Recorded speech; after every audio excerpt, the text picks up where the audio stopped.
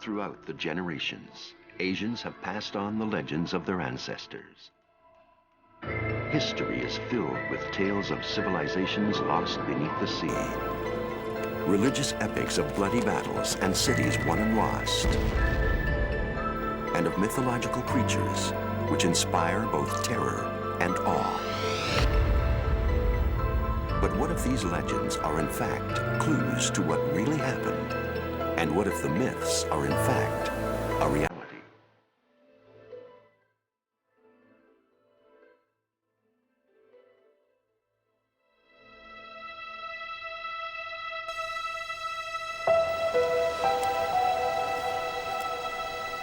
On the southern tip of the Japanese island of Yonaguni, a stunning monolith towers over 100 feet high. To the locals, it is known as the Standing God, a spirit which guards the island, and an extraordinary mystery which lies at its feet.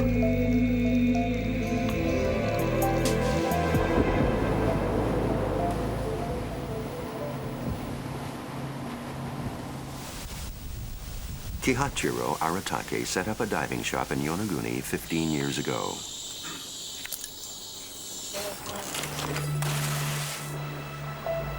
One day, while searching for a new dive spot, he ventured into an area long considered taboo by the local elders. Peering into the depths, he saw something he says he will never forget for the rest of his life. When I first saw it, I wondered, what is this amazing structure under the sea? I decided to give it a name, Monument Point. Stretched out before him was a gigantic rock formation, more than 70 feet high and nearly 800 feet long. Aratake saw detailed features, ghostly archways, grand staircases, and smooth roads. Were these rock formations the remnants of an ancient city lost beneath the sea? Or is this one of nature's grandest masterpieces?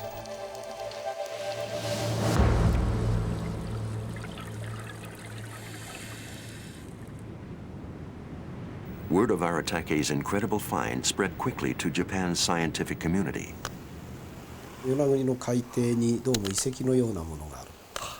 I first heard from a diver that he had discovered an underwater remains at Yonaguni, and that it was a pyramid-like structure.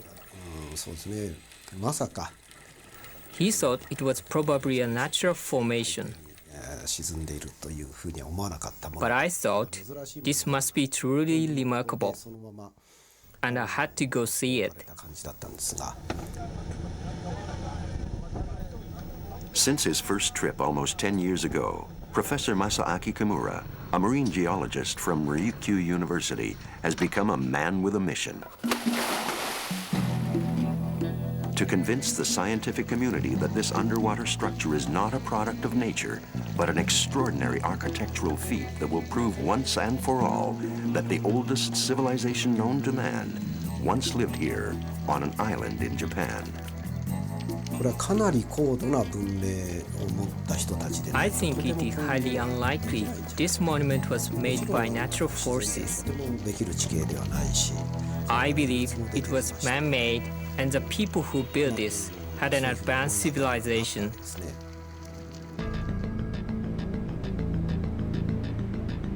Yonaguni is one of several islands which make up the tropical province of Okinawa.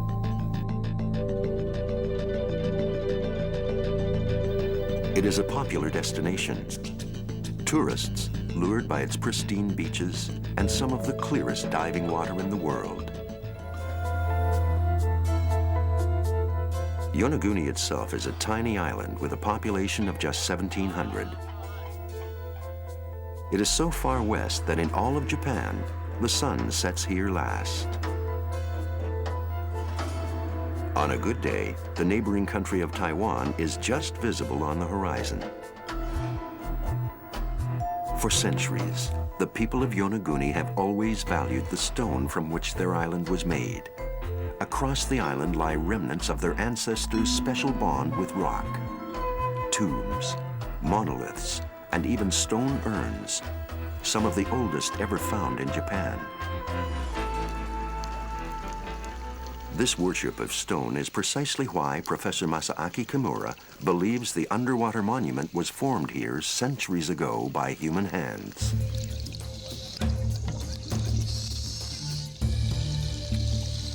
But getting the hard evidence has been a challenge for Kimura and his team. The monument is covered with barnacles and marine growth, making it difficult to see its surface clearly. And swift currents may have over the centuries swept away most of the rubble, possible remains of man's handiwork.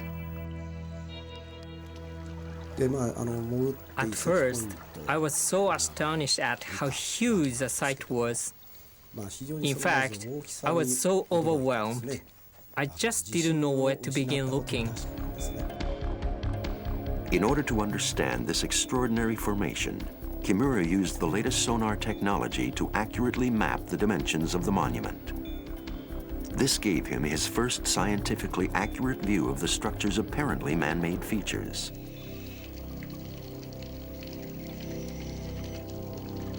Kimura recognized an entrance at the side of the monument, and sharp-edged walls hewn at right angles.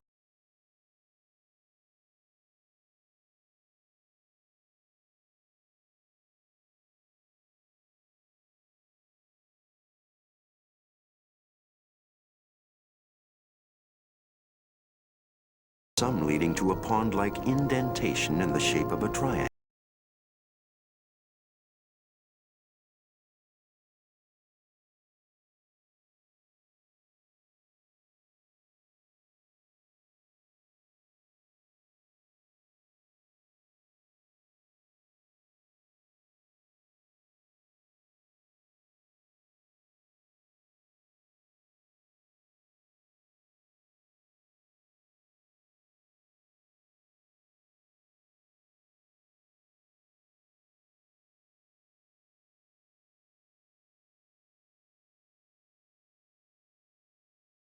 Another compelling reason Kimura believes that Yonaguni is man-made is its age.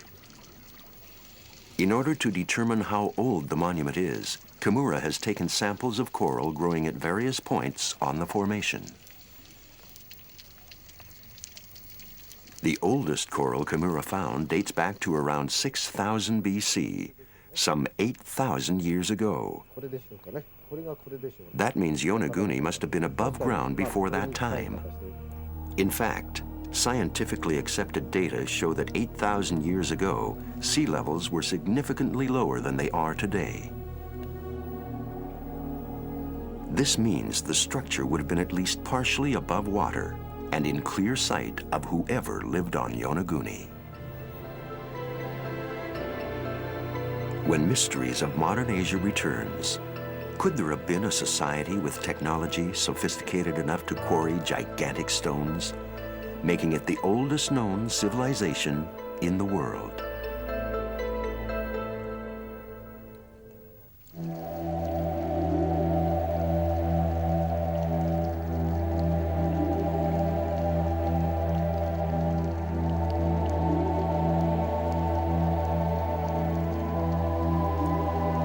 An 8,000-year-old monument discovered under Japan's seas. Is it natural or man-made? Professor Masaaki Kimura is convinced that his research proves beyond doubt that this monument lying at the bottom of the East China Sea is the product of an ancient civilization. But despite his exhaustive efforts, the scientific community remains undecided about the monument's origin.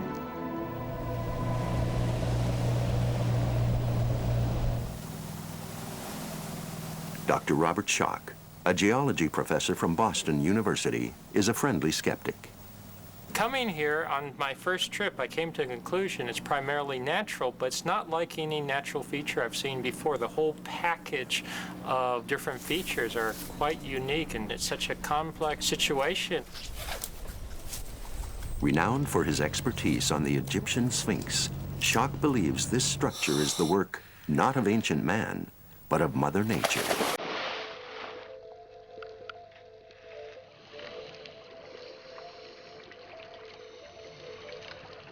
He argues that natural forces, such as erosion and earthquakes, even marine life, have randomly come together to sculpt this underwater marvel. Nature, he says, is also capable of order and symmetry. I went down there with my rock hammer and sat myself in one spot, start scraping down the walls to get the scum off so I could start looking at the rock. I was looking for any definitive indication of human working, of artificiality, like tool marks, like chisel marks. Nothing is quite as regular as seems at first. The horizontal surfaces are also not quite horizontal. I noticed that the rocks seem to fracture along joints and planes. They seem to be working naturally. These large, deep holes, which Kimura thought might be wells, may actually be a natural phenomena. They look very similar to what geologists in other parts of the world will call potholes, where you get very strong currents and eddies swirling around some stones. They swirl around and it basically digs out and burrows out these holes. Schock can also explain these incredibly evenly spaced holes that seem to imply a man-made pattern. But little organisms, clams and crabs, have started to make their homes along that weak joint. Each one needs its own living space. It needs to be able to get its nutrition. So they actually space themselves out fairly regularly. And it gives this wonderful order between the geology and the biology. But it's an order in nature. Even Kimura himself has acknowledged that the monument is partially natural. But he still believes that the structure is what he calls terraformed, a natural formation which man builds upon.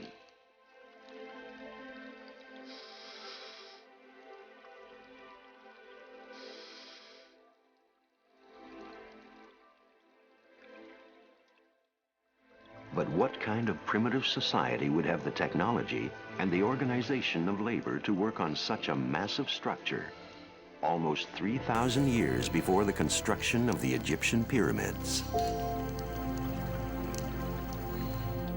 The earliest record of man on the Ryukyu Islands began 15,000 years ago in the Jomon period. Their contribution to world history, the oldest pottery ever to be found. But Jomon man had not entered the Iron Age, and so only used wood and stone for tools.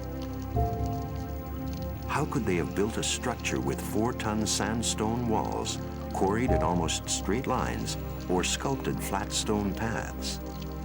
The answer, Kimura believes, is not in the sea, but above ground, on Yonaguni Island. And so what's this? This is the... Saninu Dai is a naturally formed stone terrace close to the underwater monument. Wing. Wing, that's Wing, one one wing, another wing, That's another wing. and And head. what's that? Head. Head. Kimura presents Schock with his evidence that ancient man was able to split and quarry stone using only basic wooden wedges as tools. Weathered. So what they were doing here is originally the rock was like that, Yeah. and then they forced the wooden wedge down into it, and then basically force and split. Split. And it would split off the rock face Yeah. and also leave this scar Scar. and the conchoidal type fractures. What I think has happened is that between splitting along the bedding and splitting along the joints, chunks of rock come out. So you pull out these big rectangular blocks and you get this nice step-like structure on the southern face. According to Kimura, primitive architects forced wooden wedges into natural cracks in the stone. Drenched in water, the wedges expanded, breaking the stone apart neatly. Kimura claims that these wedge marks correspond with similar indentations found on the monument.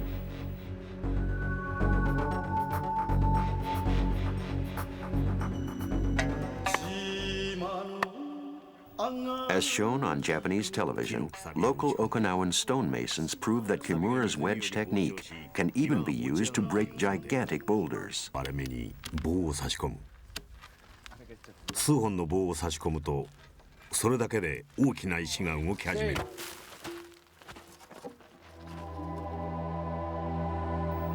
Kimura backs up this theory with other findings: stone tools, strange etchings, and a stone carved with what looks like a symbol of an X and a V. Now this was found right on the monument, underwater. Underwater, Now this is another stone tool, yes. but this was found right on Found near the base of main underwater ruins. underwater ruins. So this was we found call right it at the ruin. Iseki point.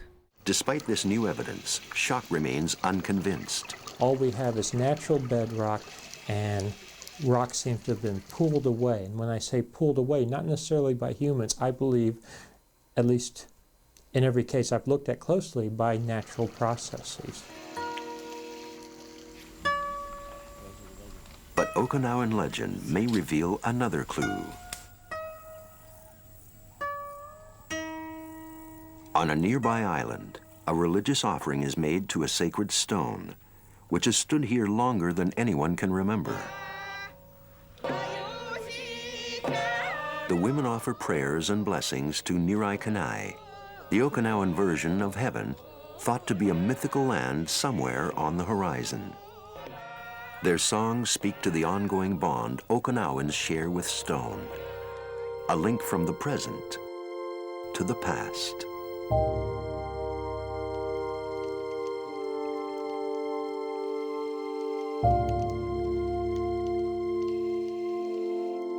Might this gigantic stone structure be a religious monument? Perhaps a sunken citadel, or even an underwater Stonehenge.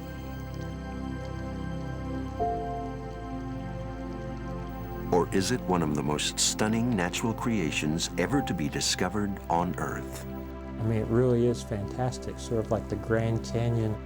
You don't have a Grand Canyon every day, yet we know it's a natural structure. Either this monument was natural and used by people in its original form, or people modified it for their own use. I think the Yonaguni monument was man-made.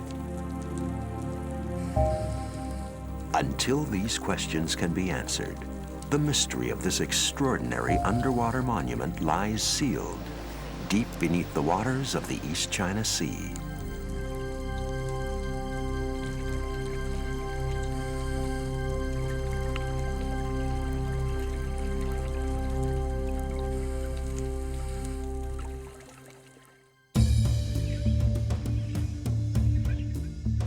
Almost 2,000 miles southwest of Japan's Yonaguni Island lies the Mekong River.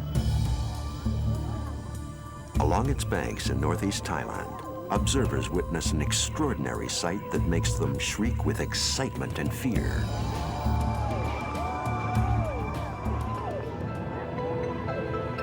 What kind of strange creature could provoke such terror? Find out when Mysteries of Modern Asia returns.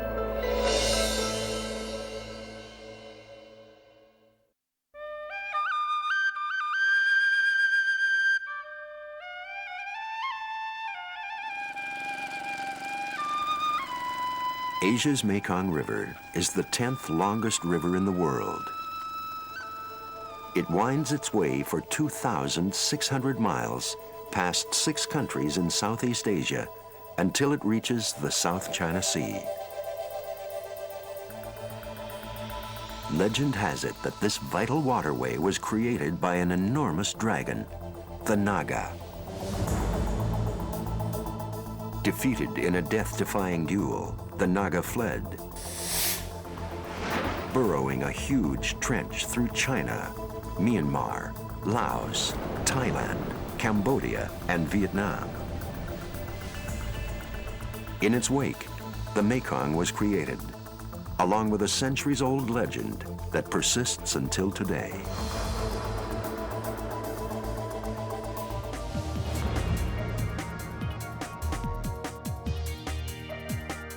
The Naga is a creature of dual dimensions.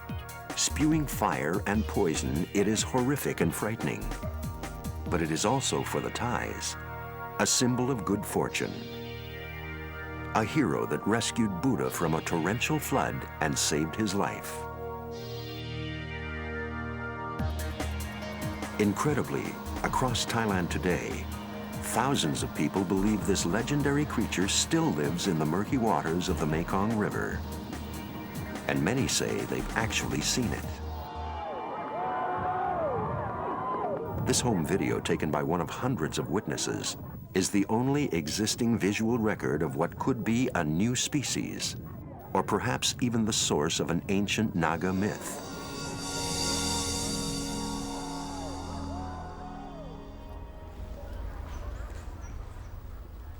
Paul Adorex is the Deputy Prime Minister of Thailand. He's also one of Thailand's foremost experts on Naga sightings and author of a best-selling novel on the subject. I believe that Nagas do exist, and I use the Mekong as a scene for my novel. Before he could fire a shot, the elongated body swept him off his feet, knocking him to the Mekong below. All he could see was a monstrous, snake-like body covered with hard green scales. His body vanished beneath the waters, swept along by the restless Mekong. Although his is a fictional account, Adorex is a firm believer that the Naga is not a myth, but a real creature that lurks in the depths of this mystical river.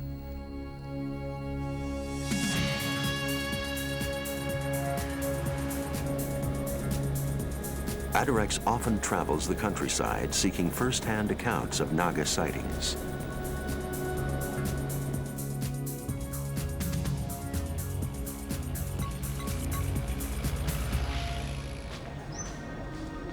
Today, rumors have led him to this Buddhist monastery in the northern part of Thailand. I went to talk to a few monks who have claimed to see strange objects floating in the Mekong River. The chief abbot told me that he saw a big snake, black in color. So the villagers tried to chase him away. But later on, he just disappeared into a hole, and that big snake has never been seen again.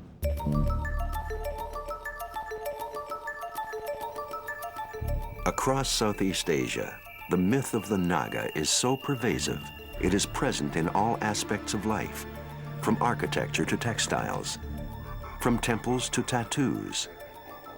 Adorex is convinced there must be some truth behind the legend, that mythology is an ancient culture's way of describing the real world around them.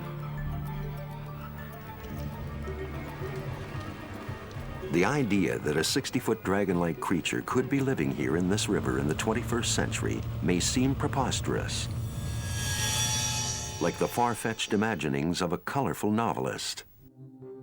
But the theory has found a champion overseas, a scientist who agrees with Adorex that something unexplained lies hidden here in one of the world's deepest rivers.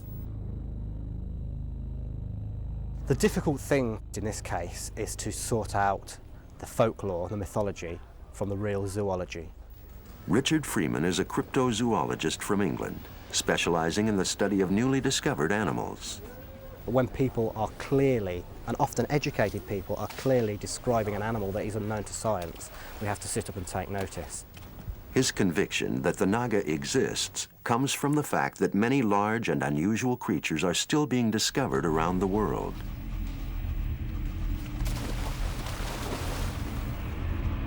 In the past, stories of extraordinary creatures once thought to be legends have later proved to be true. In the markets alongside the Mekong River, tourist stalls selling baubles and trinkets also do a brisk business in the sale of this particular picture. 14 American soldiers holding an amazing eel-like creature, which vendors say is a Naga.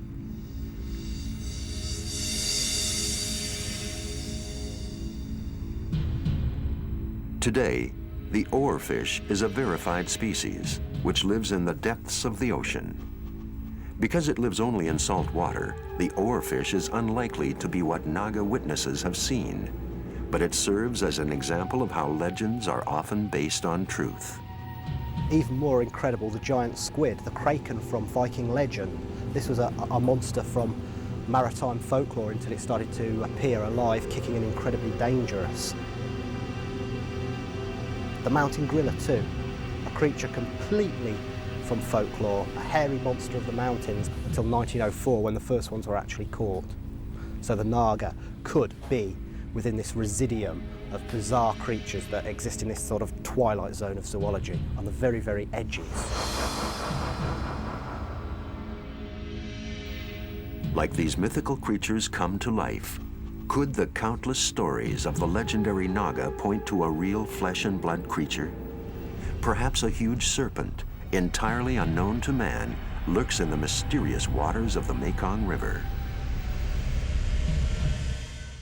So is this where you saw the Naga? Yeah, shall we go? Can we? Pimpa Suvakun is a gardener from Nong Khai, a village near the Mekong River. One day, while visiting a local cave to offer Buddhist prayers, Pimpa came upon an incredible sight. When I pointed my light to the right, I saw a giant snake. The body was blackish and had green scales. It was about 50 feet long. I was so shocked when I saw it, but I couldn't back out because I was pushed up against the stone wall. Then suddenly my candle blew out, and I could only hear this noise. By the time I relit the candle, the creature was gone.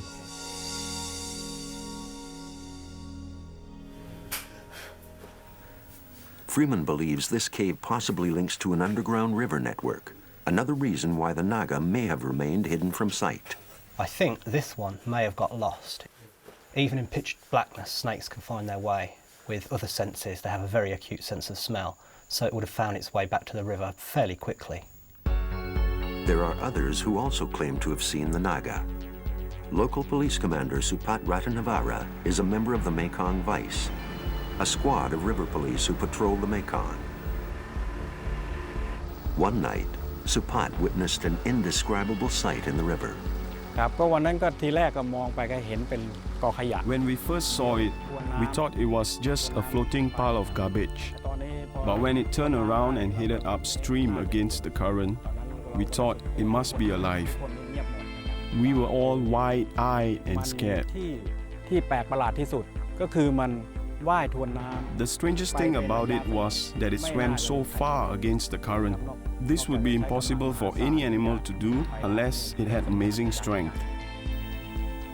Most eyewitness accounts point to a single general description. Whatever it is, the creature many have seen appears to be very long, almost 60 feet in length, and black and shiny.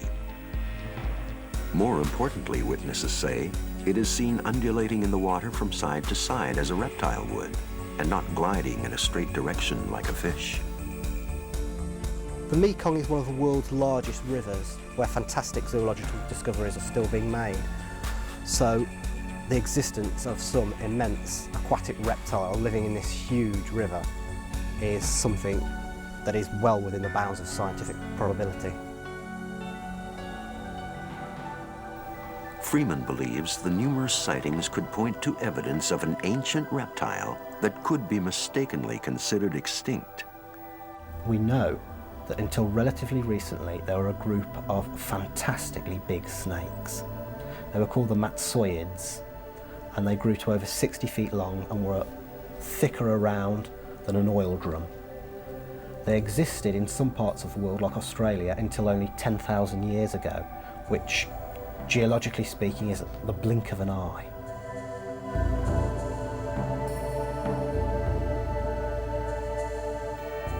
This matsoid snake skeleton was discovered in South Australia in 1975. Could its huge serpentine body hide in the murky waters of the Mekong? Whether Madsoids had anything to do with the origin of the serpent myths, I think is very doubtful, because there have been no Madsoids outside Australia, as far as we know, for about 50 million years. But it's very likely that actual living animals contributed to these myths. If not a Matsoid, perhaps the Naga is another species of giant reptile yet to be discovered.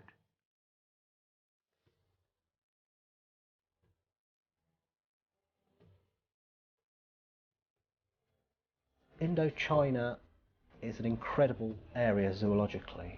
There are new species being found all of the time. This really is the lost world.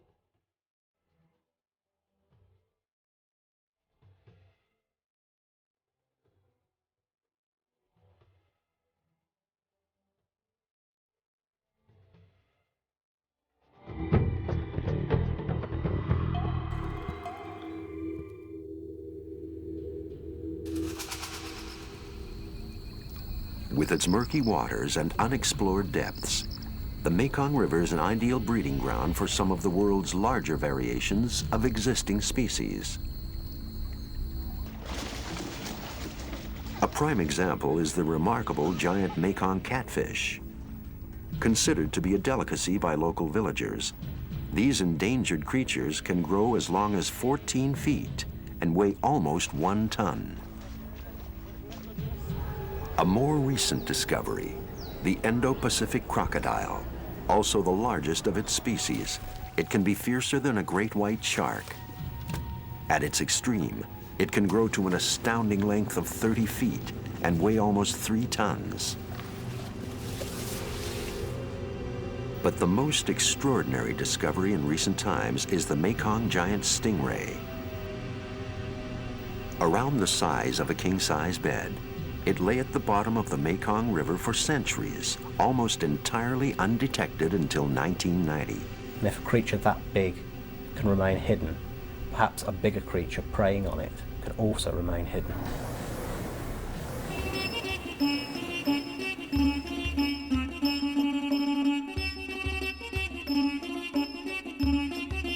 From royalty to ceremony, the Naga is one of the most highly revered and enduring symbols in Thai culture. Pampasai is home to Thailand's famous Naga festival.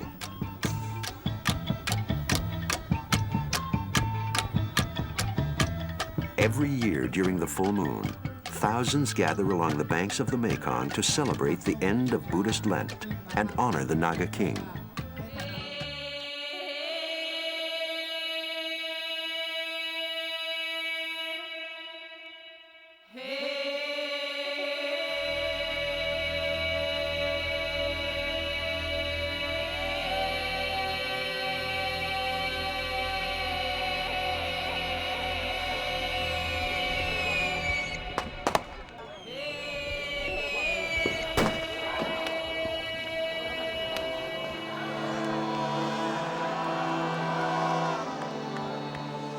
Thai people, we have a saying that we believe in sacred things, strange happening. And the saying said that if you don't believe in such things, don't show contempt. In Thailand, it is this belief that keeps the story of the Naga alive. What this means to the people living along the Mekong River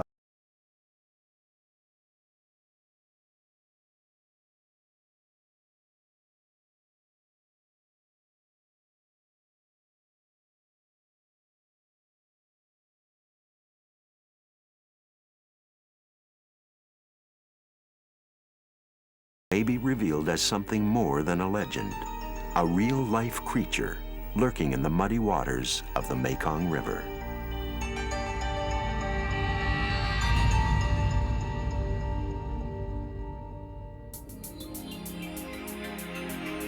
Once upon a time, an ancient Indian legend begins. There was a city called Dwarka, a city so wondrous and beautiful that Hindu scriptures describe it as a fairy tale kingdom. Prasad Lakshir Navavir Jushtam. Dwarka boasted 900,000 royal palaces, all constructed with crystal and silver and plenteously decorated with huge emeralds. The city was filled with birds and bees flying about the parks and pleasure gardens. Ruling over this magical kingdom was the handsome, generous, and much adored Krishna, the Hindu god of devotion. Krishna is God, but he comes down on this earth and takes the form of a human being. He falls in love. He plays his flute. He fights with darkness, with demons. He gives good lessons to people. One day, Krishna is called upon to help his friends in a bloody family feud of greed and possession, of good versus evil.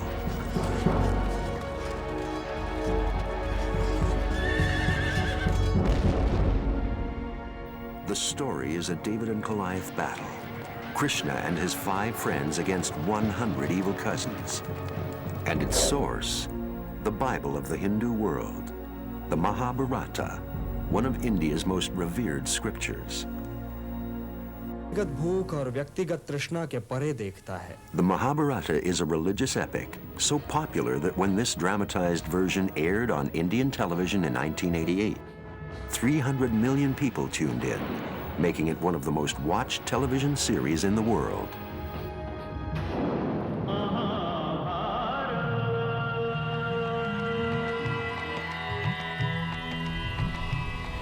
The Mahabharata also tells of Krishna's end. His city, the golden kingdom of Dwarka, swallowed by the sea and lost forever.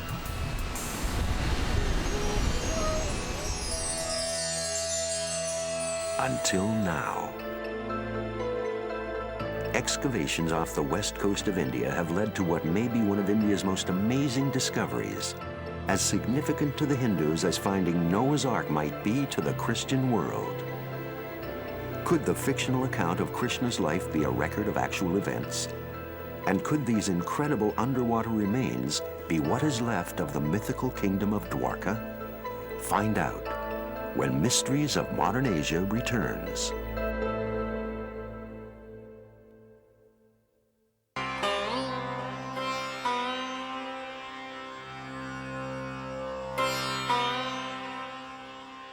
Dwarka, lying on the western coast of India off the Arabian Sea, is a fishing town, home to 52,000 people. It shares the same name as the legendary magical kingdom described in the ancient Hindu scriptures. But the only similarity between the two today are the thousands of pilgrims who come here to worship Lord Krishna, the Hindu god of devotion.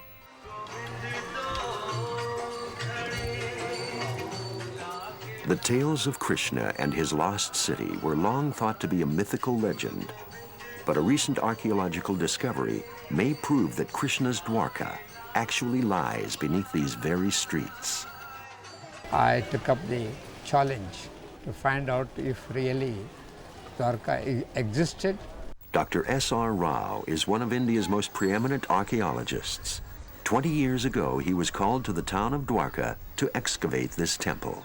We came to remove a modern building which existed here because that was obstructing the view of the temple.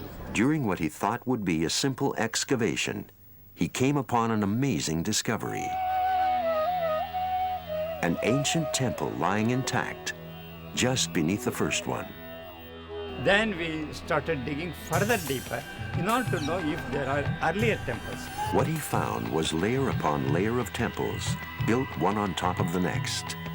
3 millennia of history in just 100 feet of soil. But it was beneath the last temple that Rao came across an amazing find that would change his life forever. Shells, pottery shards, and iron artifacts. What appeared to be the remains of a city washed over by the sea. Rao immediately thought of the stories from his childhood. Could these be the remains of the lost city of Dwarka? The answers, Rao believed, lay in the pages of the ancient Hindu scriptures of the Mahabharata. Krishna's Dwarka is only one story in this legendary Hindu epic. Written in the ancient language of Sanskrit, the Mahabharata is the longest poem in the world, and to Hindus as sacred as the Christians' Holy Bible.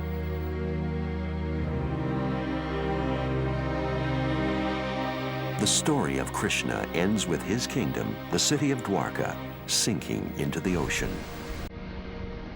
So Rao headed for the sea.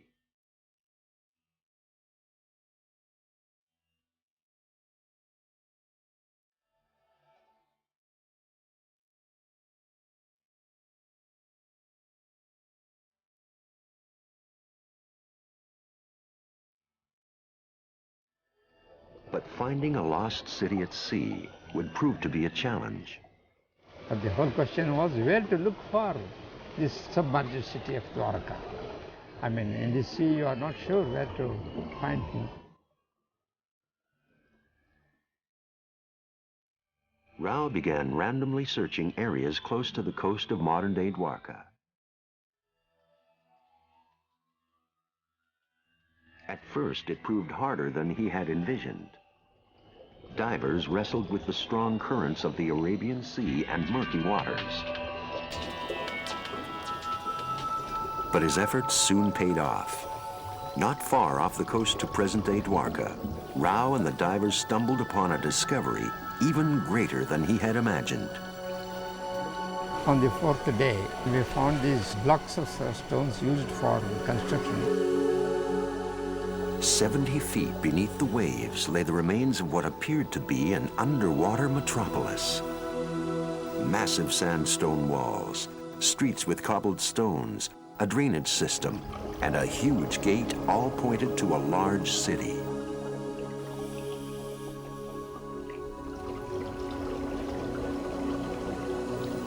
Thousands of three-holed anchors, identical to those found in Cyprus and Syria from the same time period, implied a bustling port.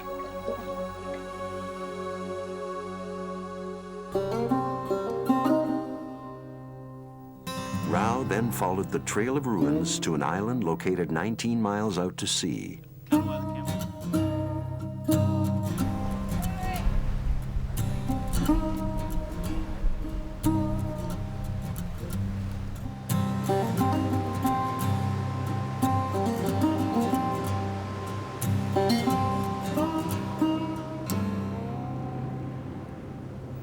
It was here, not far from modern civilization, that Rao came across another discovery. Standing in plain sight for centuries were the remains of a walled structure. First we saw what was on the shore, and that was a small bit of the big fortification. And as we went further up, we came across that 550-meter long wall. Rao's discoveries became a lifelong mission. Over the next 8 years, his excavations eventually uncovered the remains of a sprawling city of around 10,000 people. It had obviously been an international port, and the man-made fortifications appeared to be a protection against both man and the sea. To Rao, it was clear this was a lost city. But had he discovered Krishna's mythical kingdom of Dwarka? When Mysteries of Modern Asia returns, an amazing archaeological find straight from the pages of the Mahabharata. A lost city beneath the waves has been found off the western coast of India. Archaeologist Dr. Rao believes this is Krishna's mythical kingdom of Dwarka, but evidence to link the two remains elusive.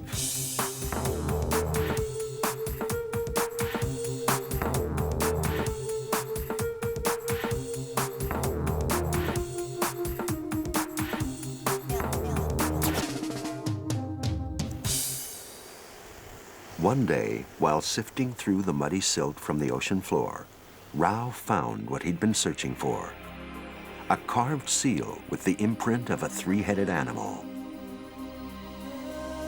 For Rao, this was the missing link between the myth and the reality. For in the Mahabharata, this seal is described in the exact same way. Known as a mudra, it is an identification card carried by residents of Krishna's Dwarka. Actually, it says it is the duty of the guard to see that every citizen carries a mudra. For Rao, the mudra established irrefutably that the Mahabharata and the story of Dwarka was not a myth, but an ancient historical record of events. You don't find any inscription saying that is Krishna or Krishna's Dwarka, but we have got a mudra in the excavation, and therefore what Mahabharata says is true, and this is one of the reasons why we call it as Krishna Dwarka. Skeptics are not prepared to accept that the Mahabharata may be more than fiction and cite the need for further scientific evidence. We need to study the subject rationally rather than emotionally, and we have to get the evidence which can be accepted by any scientific body. But archaeologist Rao has found an ally in an unexpected place. A very good way of dating is by carefully observing the astronomical references. That gives a very accurate pointer. Dr. B.G. Siddharth is an astrophysicist and an expert on the Mahabharata. Siddharth matches natural phenomena described in the Mahabharata with scientifically verifiable events in history. The Mahabharata speaks of a total solar eclipse in a very dramatic setting, which fooled people to believe that the sun had set, and that had a tremendous dramatic impact in the Mahabharata war.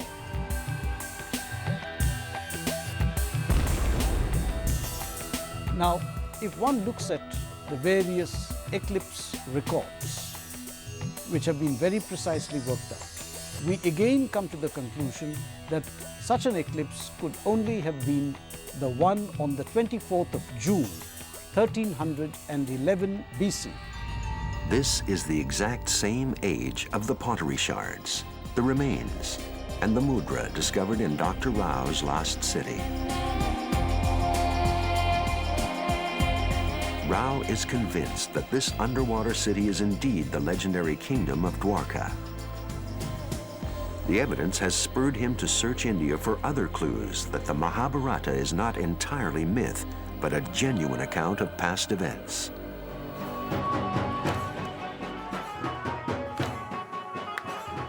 Meanwhile, on the streets of modern Dwarka, the Krishna devotees continue their daily ritual.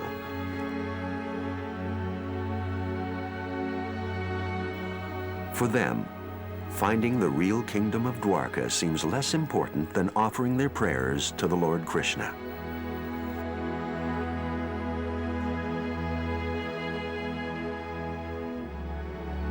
You know, we are all in search of Dwarka in our minds. We want to live in Dwarka with Krishna. So everybody who is a devotee of Krishna is in search of a Dwarka. The search for mythical kingdoms, lost worlds, and legendary creatures continues. Is it supported by science, or simply driven by the heartfelt desire to believe?